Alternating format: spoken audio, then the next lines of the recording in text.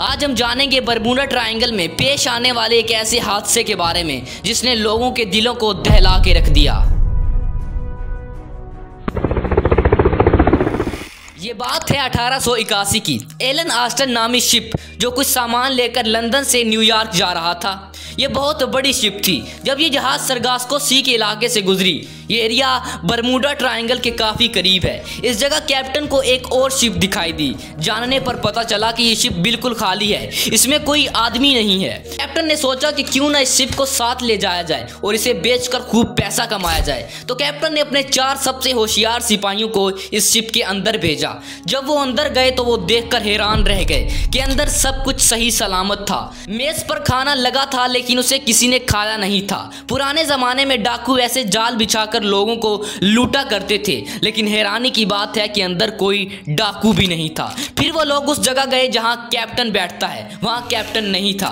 वहां सब कुछ ठीक था, सारी की सारी चीजें मौजूद थीं सिवाय 2 चीजों के। एक थी कैप्टन की लॉग बुक। उस बुक में सारी डिटेल लिखी होती है कि ये शिप कहां से आ रही है और ये शिप कहां जाएगी। और दूसरी चीज थी कैप्टन की नेम प्लेट, यानी कैप्टन का नाम क्या था। पहले इन्हें थोड़ा डर लगा लेकिन उनके अंदर लालच थी, इसलिए उन्होंने फैसला किया कि वो इस शिप को अपने साथ ले जाएंगे।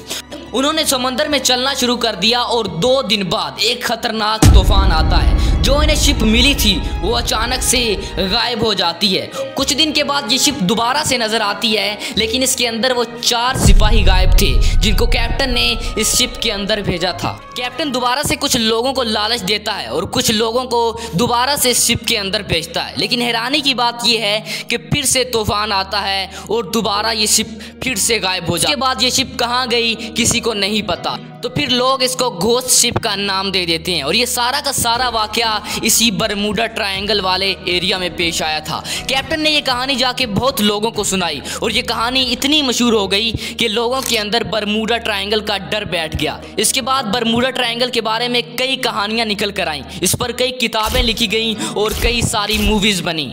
लेकिन ये कहानी जो मैंने अभी आपको सुनाई ये कैसे मशहूर हुई इसका कोई पता नहीं, और ना ही इसका जिक्र किसी पुरानी किताब से मिलता है। ये कहानी यूं ही घड़ी घड़ाई कहानी है। बरमूडा ट्रायंगल के इस इलाके में बहुत सारे ऐसे वाक़े भी हुए जो सच्चे थे। बड़े हादसात हुए और इन सब की एक ही वजह है कि ट्रैफिक का बहुत ज़्यादा होना। इस तस्वीर को देखिए ज़रा, यहाँ हर रोज़ कितने जहाज़ गुजरते हैं। इस एरिया से हर रोज़ कितनी शिप्स निकलती हैं। इतनी ज़्यादा ट्रैफिक होगी तो एक्सीडेंट तो ऑफकोर्स होंगे। आज के दौर में GPS सिस्टम है और वहीं रेडार सिस्टम है, सोनार सिस्टम है, लेकिन आज से 100-200 साल पहले ऐसी कोई टेक्नोलॉजी नहीं थी। इस दौर में कई हादसे होते थे। कई बार शिप्स आपस में टकरा जाती थी या फिर तूफान की वजह से डूब जाती थी और लोग समझते थे कि बरमूडा ट्रायंगल इन्हें निगल गया।